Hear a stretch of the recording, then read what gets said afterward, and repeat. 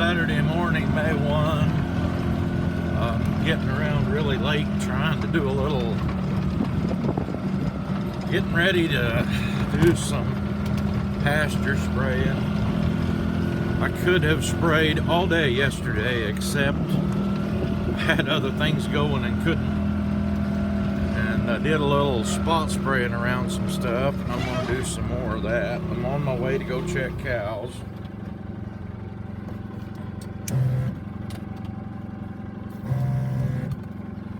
So I got to get this put out like I want it. Try to spray around this area in front of that propane tanks where we fill them bottles at.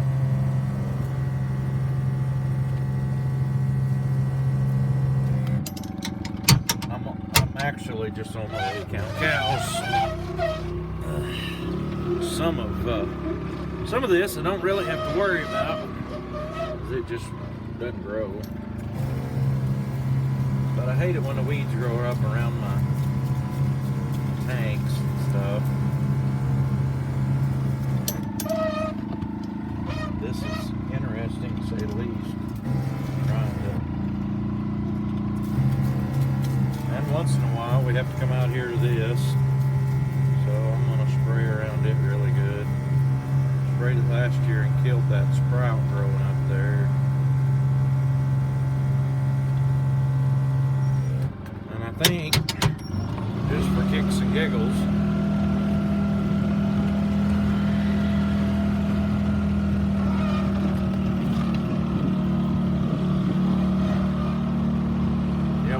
I've been doing a bunch of barn cleaning.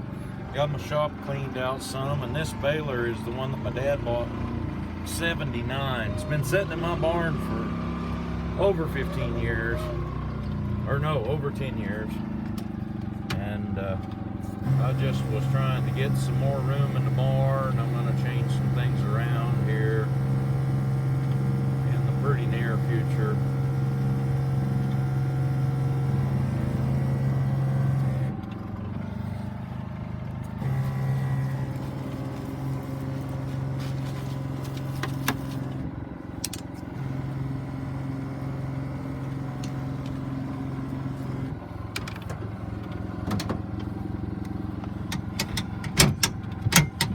Scott's got to where he don't even come down here and go in that door very much. Sometimes in the wintertime he'll come down here because he have to get things started up and get back in his truck and warm up or whatever. But yeah, we robbed the belts and some parts off from that baler. It's been inoperable for several years now. The bottom pull roller on them has a tripled sprocket set up on one end of it, and they break the shaft on that end, and it's getting to where you can't get them. Or the shaft would cost, if you could get it, and you can't get it through Vermeer anymore, new, would cost $1,100. And I'm kind of surprised I can't find a machinist that could take a bigger piece of shafting and cut the ends of it down and make us one that was solid to put in there. And it probably still would break the end off from it, but I just don't know. So I've been buying, I bought 2 pretty much complete parts balers that have that shaft in them. 3. I bought 3. And one of them I thought I'd be able to get to making to run, and we worked on it something the other day and figured out that they bent the end of a different shaft on it. And I don't know how you get that one out. It don't have a big enough hole on either end to get it out, so we did get my calves worked yesterday, and I had so much trouble with pink eye that we decided we was going to put a fly tag in every calf's ear, so that'd help them along, give them a little more protection, a little something against them flies. That's one of the newest ones right there.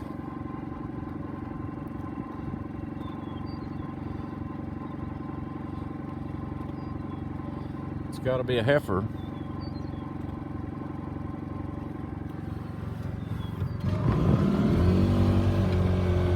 Numbered tags, how you tell if the numbered tag's in their right ear it'll be a steer, and if it's in the left ear, it'll be a heifer.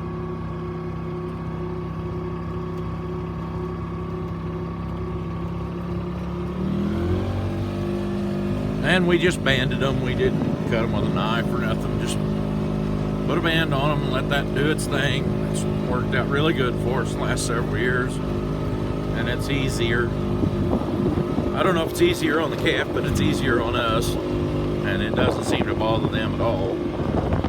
Haven't had any troubles with it. However, we're fixing to, we've been 4 years doing that, I think. And we are fixing to burn our bands.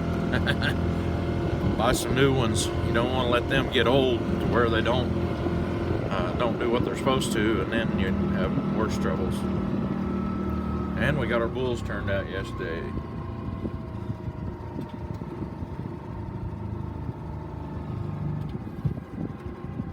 And the reason them two bulls is looking at me is because this is what I'd been hauling feed to them on. All right, enough for now. We'll get some more here in a little bit. So I've got my little 485. If you look at that thing, the motor looks all wet, doesn't it? And we identified it has a diesel leak, and it's coming up from around one of the injectors. And the only thing I can figure that means is the injector's bad, because it ought to be pulled down in there where it wouldn't get any diesel around that. And this is my sprayer outfit. It's a real simple setup. That's just a Dealey valve, a small pump fixed up with a regulator on it. It was actually a kit that my mom and dad bought some 30 years ago and had it fixed up to spray fence rows with a 55-gallon barrel and a carryall on the back of a tractor. And it worked real good. We've used it for other things, but it's been on this setup for nearly 20 years now. And it just has one pressure hose that comes back here, and this is my nozzle. And it's fixed up to where it'll spray about 25 or 30 feet wide. It's kind of a slow speed deal to get 10 gallons the acre on. You got to go like about 4 miles an hour, but it's fixed up to where this nozzle takes care of the straight down, and this one goes way out there, and then this one actually shoots a stream that goes farther. And even though I can't see the sprayer head from the tractor seat, you can tell whether it's working right or not because you can see that stuff coming out of it. So, and this is just a cage tank, 300-gallon cage tank, and it's got that in the bottom of it.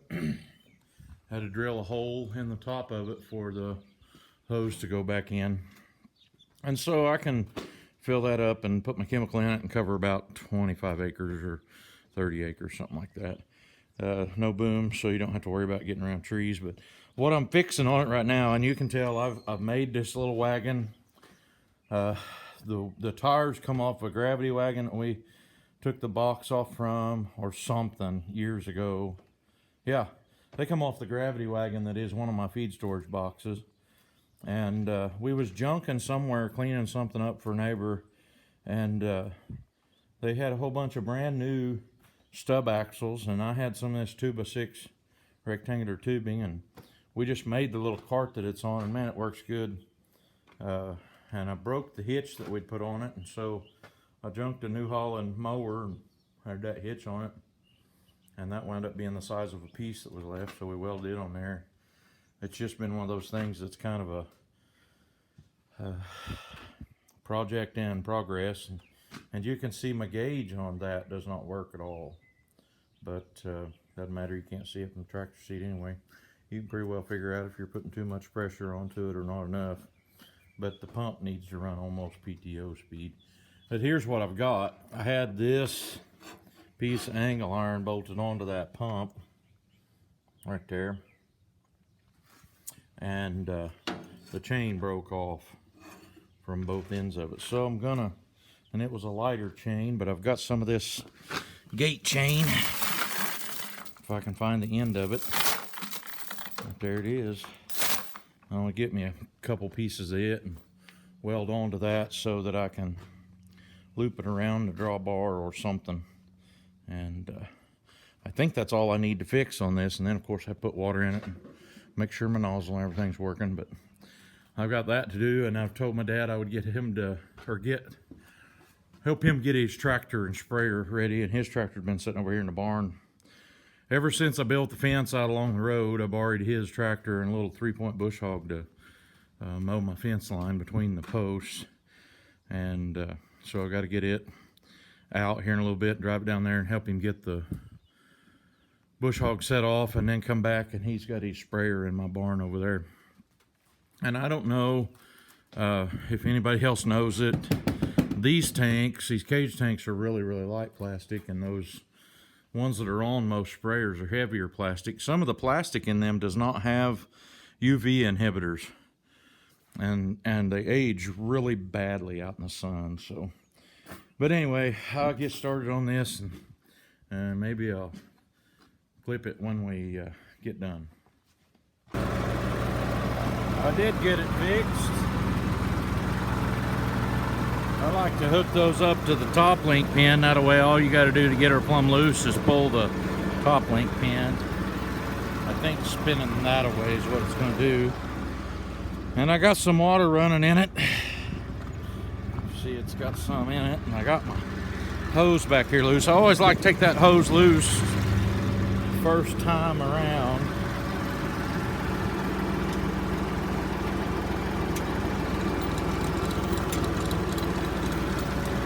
That's what that normally looks like. And almost always my hose here is too long, so we kind of have to burp it.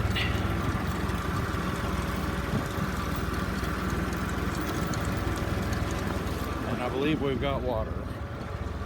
She's pumping now. The first stuff that comes out of that is oil, because I put oil in my pump to keep it from freezing up every year. And so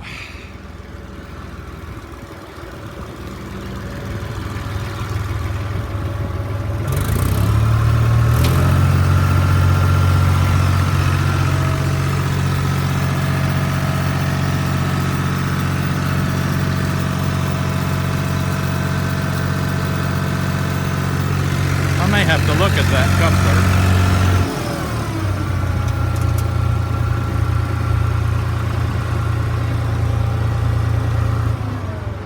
As much as I would like to leave that filling up with water, I'm gonna have to shut it off because I've got to go.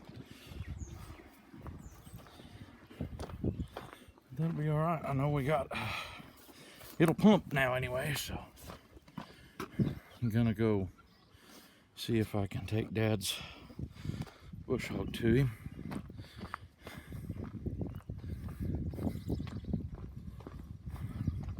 It's a little bit breezy. Don't know if it'll work to spray today or not. Probably should go ahead. They're starting on that forecast now where it rains every other day.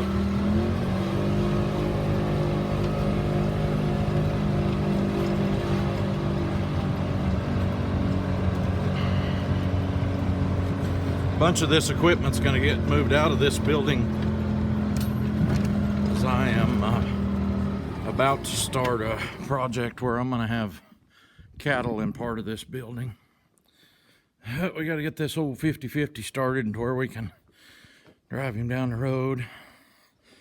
I want to at least check the motor Earl. I imagine he filled it up with fuel before I come down here and bush hog for 30 minutes. And motor Earl is good. Anybody that doesn't know anything about Alice Chalmers 50/50, this tractor is actually a Fiat. Yep, it's a Fiat. And this Fiat's been sitting here in the barn all winter. We use this one to rake with, and it's really fuel efficient. It is a 3-cylinder diesel. Really fuel efficient. Did I say it was fuel efficient? And it hasn't been started all winter. Make sure the pump stops pushed in.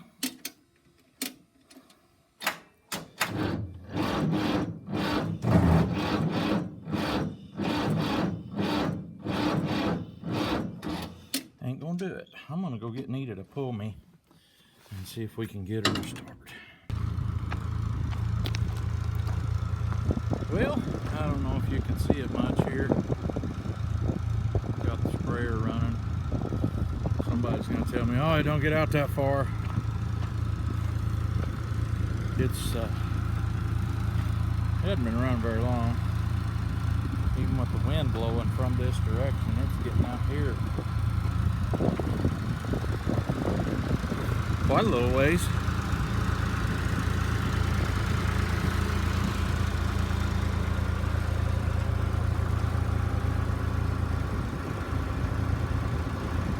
I need to plumb me a shut off on that. I may just clamp a pair of vice strips on the line or something. Got Dad's tractor started. A little mower took to his house. We had to pull it. Neater helped me pull it. And like an idiot, I left the water on in that tank while we were gone. But with that boomless head set up the way it is to where it's lower than the top of the tank, when you get the tank filled up,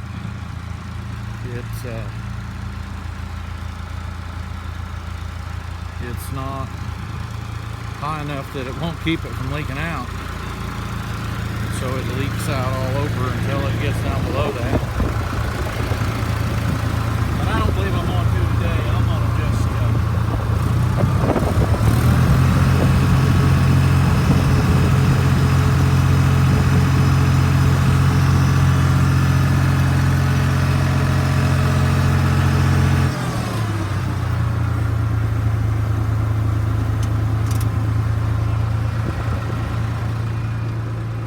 just park it in the barn. It's just water. It don't have any chemical in it. So it won't leak down very much more. But I had thought about getting me a shut-off made onto that line where it wouldn't do that. Well, I think I got this thing ready to go. But it's too windy. I'll have to go scouting a few places to see if I want to spray them or not. Getting kind of late to spray hay fields because they're up pretty good, but I have a few of them that may have a thistle spot or two that I ought to go ahead and spray.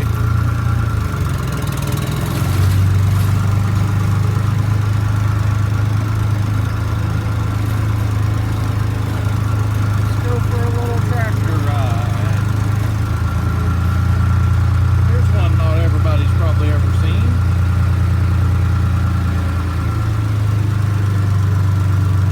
Regular, repowered with a 13-horse Honda motor.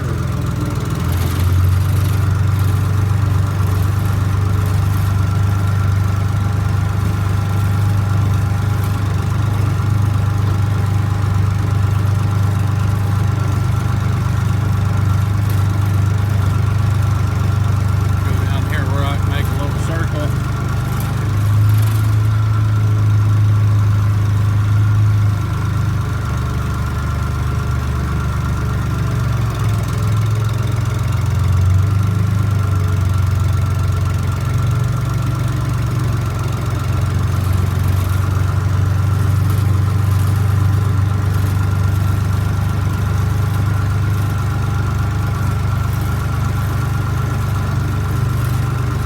That was fun. I had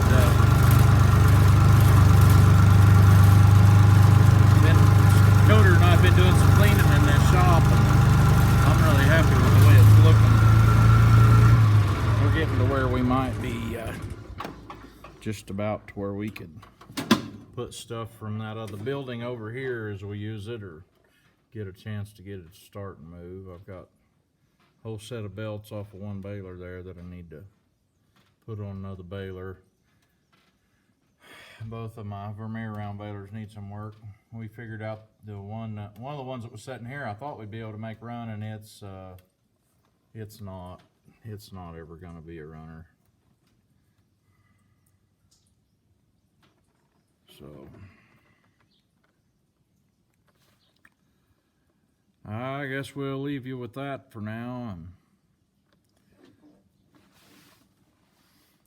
I'm looking forward to what's going to happen here in the next few days. We're hopefully, they say it's going to rain on Sunday, and then Monday I got lumber to deliver and logs to pick up. It's going to keep me busy. And then Tuesday is supposed to rain. So I don't know how all of it's going to work out, but I need to get some spraying done. I've got about 100 acres maybe of pasture ground I need to run over, and I got a little bit of hay ground I want to run over down there to the other place. So we'll see how that works. Hey, thanks for watching my video. I was gonna say thanks for watching my videos, and we'll catch y'all on the next one.